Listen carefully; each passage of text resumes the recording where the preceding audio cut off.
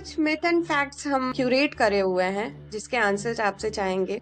So I will take only 5 to 10 minutes for that. So first question is endometriosis is just about period pain. Is it a myth or fact?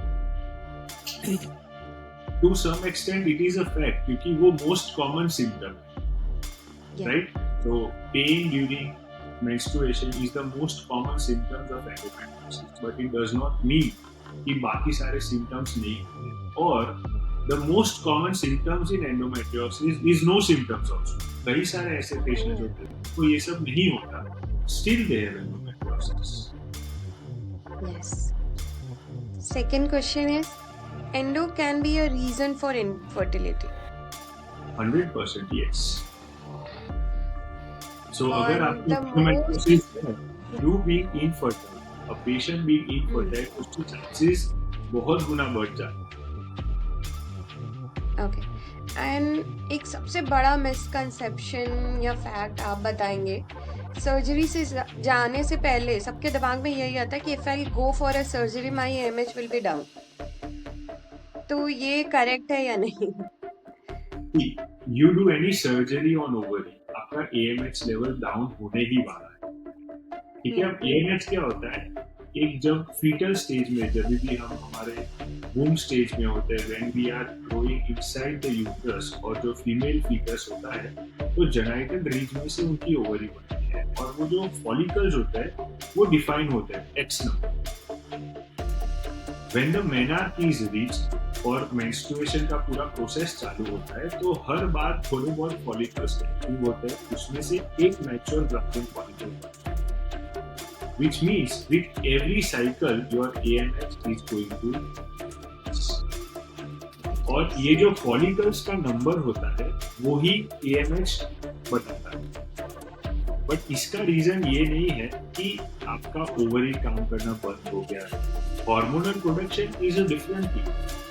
AMH and follicular understanding is a different thing. और हमें अभी भी जो भी data मिल रहा है बाहर, right, कि AMH से infertility, कम AMH का मतलब है कम infertility. It is wrong. There are many examples जहाँ पे AMH 1 से भी कम है, but still endometriosis की सर्जरी होती है, ओवरी में से पूरे डिजीज को निकालते हैं, उसे रिस्ट्रक्चर करते हैं.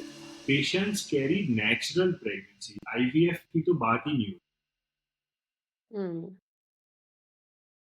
ओके.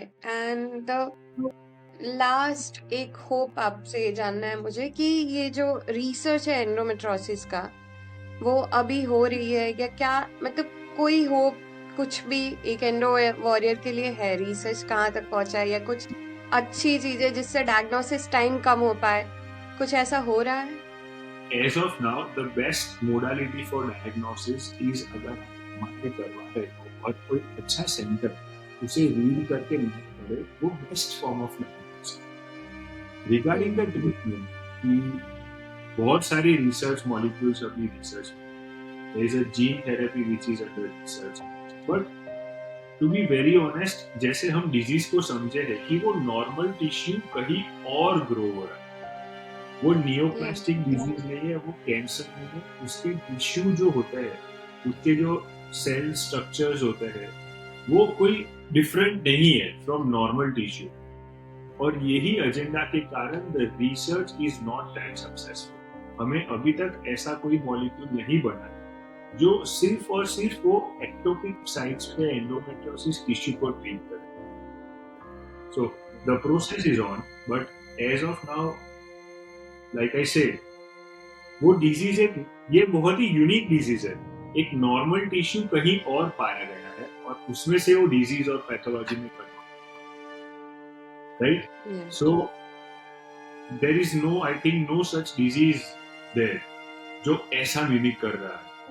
और यही कारण के, यही रीजन के कारण उसका अभी मेडिकल मैनेजमेंट बाहर नहीं आया. For almost all the diseases we have, there is a scope of medical management. In case of endometriosis, we still don't. So let us hope for the best. कुछ we are also trying our best. हमारे भी बहुत सारे research और वो सब in process में. We are also collaborating with lot of universities and MNCs to find a diagnosis for it, but to be very honest, we have not got a successful outcome as of now. Surgery still remains the gold standard.